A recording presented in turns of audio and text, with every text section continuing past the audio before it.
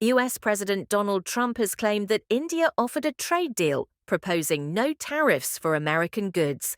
It's very hard to sell into India, and they've offered us a deal where they're willing to literally charge us no tariff. There was no warning when the tractors rolled out.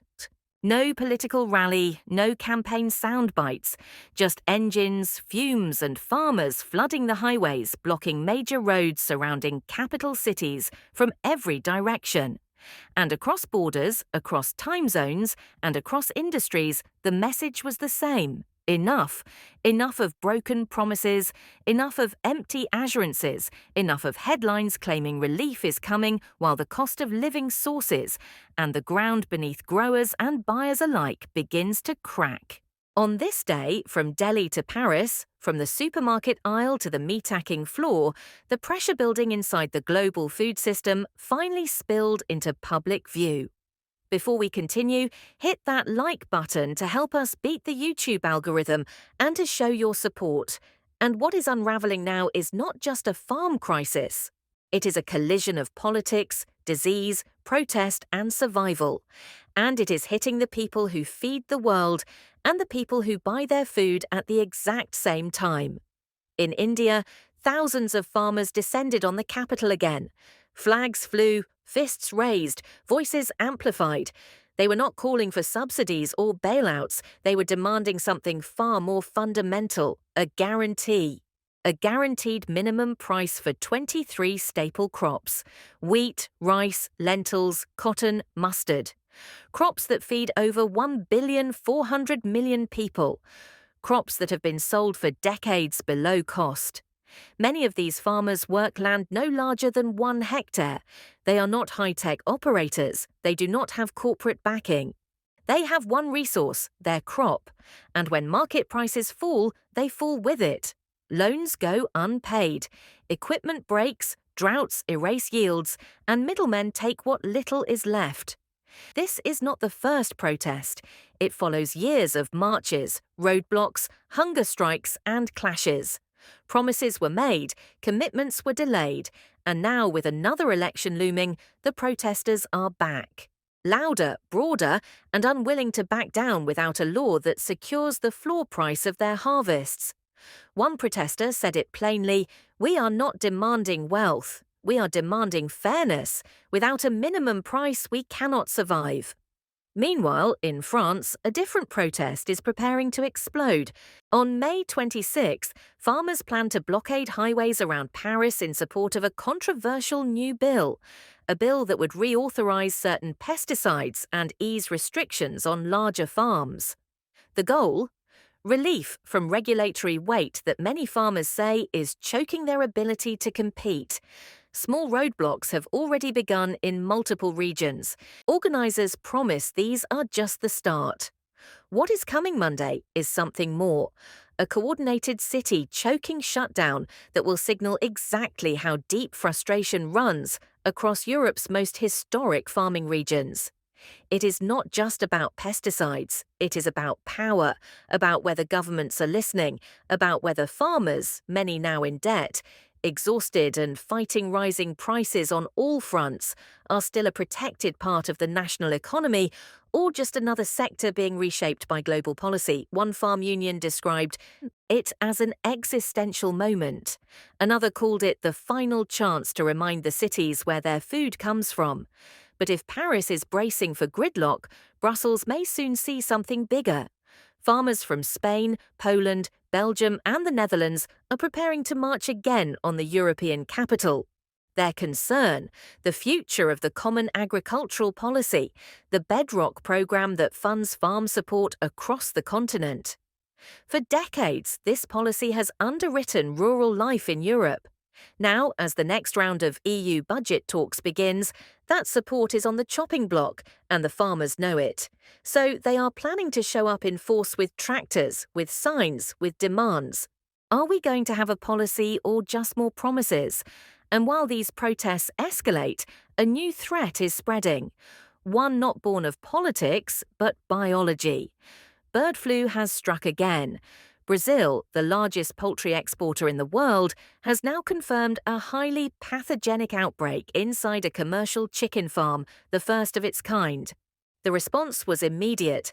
China, Brazil's largest customer, banned imports. Other countries are expected to follow. Brazil alone supplies over 1/3 of the world's traded chicken. In 2024, it exported over $10 billion in poultry. That pipeline is now in jeopardy, and the virus, it is not just confined to birds. It has been found in some mammals and in rare cases in humans. More than 1,200 poultry outbreaks have been logged this season. Hundreds of millions of birds are gone. Consumers are already seeing the price shock. In the United States, egg prices last year jumped by nearly 50% during the worst of the outbreaks. Now prices are finally falling, down over 12% in April. But the relief may be short-lived because the next wave is coming, and chicken, once the most stable protein on Earth, is no longer safe from volatility. At the same time, another protein is shattering price records: beef. The average price for ground beef in the United States has reached $5. 80 per pound, the highest ever recorded.